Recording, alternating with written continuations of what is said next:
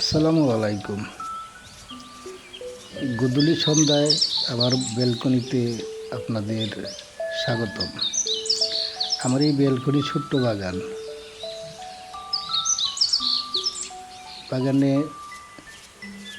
আমি আমার সাধারণ জ্ঞান দিয়েই এটা তৈরি করেছি। সময় কাটে, অবসর সময়গুলো কাটানোর জন্যে। আমার ছোট্ট নাতনি সামিয়া সেই গাছের যত্ন করে, গাছগুলোতে পানি দেয়। আমি অর্গানিকভাবে এই গাছগুলোকে তৈরি করছি। দেখুন, ফলে ফুলে ভর্তি। আমার এই ব্যালকনি বাগান টমেটো, মরিচ, রুজেলা,